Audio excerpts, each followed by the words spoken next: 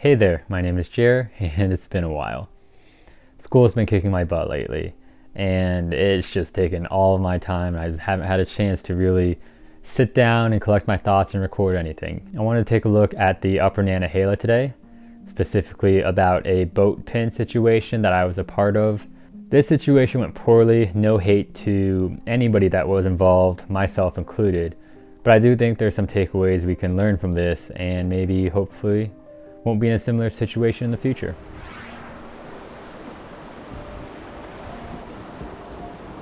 This whole situation started when I spotted a pink and purple Machno pinned on the river left side. I headed over there as quick as I could, and it was just a short time before myself and my buddy Grant were over there. No sign of the swimmer anywhere. We asked around, but we just assumed he was upstream somewhere. Hopefully someone had gotten him to safety. Our plan was to unpin the boat, drain it, and then send it down this ledge to where I was, where I could secure it into the eddy. Good plan, but things just did not execute the way we had hoped. While lowering the boat over the ledge, it actually got back surfed and swamped. I was able to get it out of there, but water weighs 8 pounds a gallon, I believe, and at this point the boat was just too heavy for me to effectively control.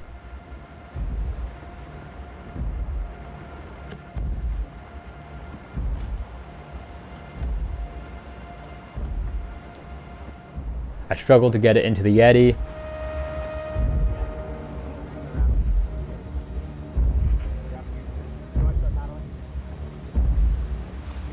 and failed. So now me and this heavy purple Machno are just drifting downriver. At this point, I was unsure of what to do. I was the last individual to make positive contact with this boat, so I didn't want to let it go since I felt somewhat responsible for the outcome here. And so of course, this led to some fairly sketchy situations.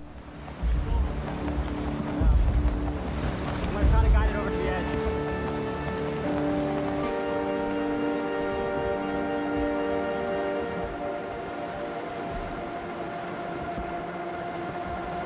There's an eddy right over here. I'm going to try to get it in.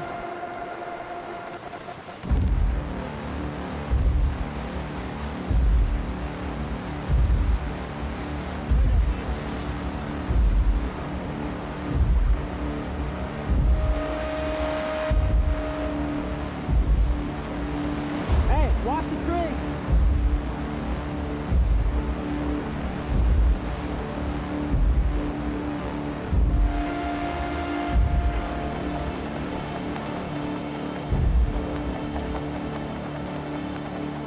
Coming up behind you.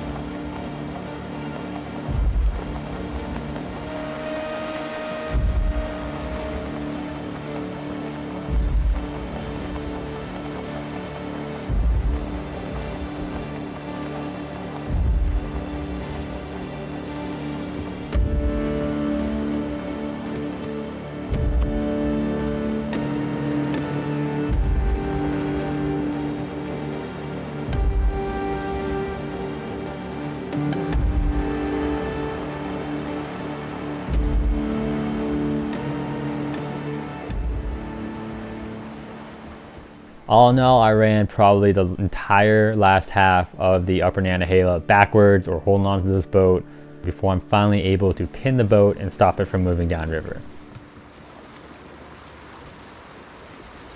Alright, at least it's not moving anymore.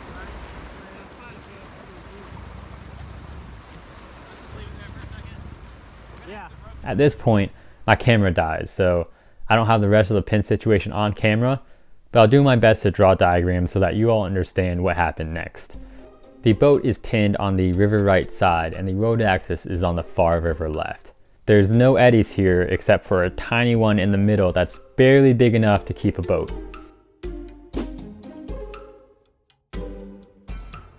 Grant ferried his way over to the bank on the river left side, and I ferried my way over to that barely an eddy in the middle. Our plan was to send 2 ropes to me in the middle, where I would carabiner them together and we could get the boat unpinned and over to the river left side.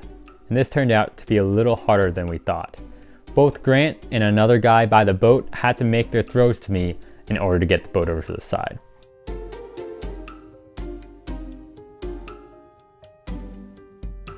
That eddy in the middle wasn't much of an eddy, and I actually had to paddle upriver to stay in place. Lastly, we needed to make sure we had an upstream safety to warn any incoming boaters of this rope we had going across. After a couple tries and a couple missed throws, we were able to get things hooked together and send the boat back across. So what do we learn from this mess of a situation? Well, first, let's look at the actual unpinning itself. The unpinning at the beginning went smoothly. In terms of getting this boat over the ledge, and to me, it might have been smarter to try this on land, although there really wasn't a lot of space to do so. It might have also helped if I'd actually clipped into the boat as well, and that way I could pull on it, making sure it couldn't get back surfed. Either way, those methods probably would have prevented us from having to chase this boat another half-mile downriver. When I was struggling with this big, heavy tub filled with water, I think a little bit more help would have gone a long way in making sure this boat got to safety. As for the part where I'm drifting downriver with this boat, I still don't know the right answer. Should I have let the boat go and just hope somebody else takes care of it and run the rest of the river? Or was I right in holding on to it? And I really don't know what the right answer is here. I'd love to hear your thoughts on it, of what you would have done in that situation. I did feel responsible, and that's why I held on to it, but things definitely could have gotten much worse. I've got a 70. Once we pinned the boat the second time, we actually had the option to use a singular 75-foot rope rather than trying to clip two 50-foot rope lengths together.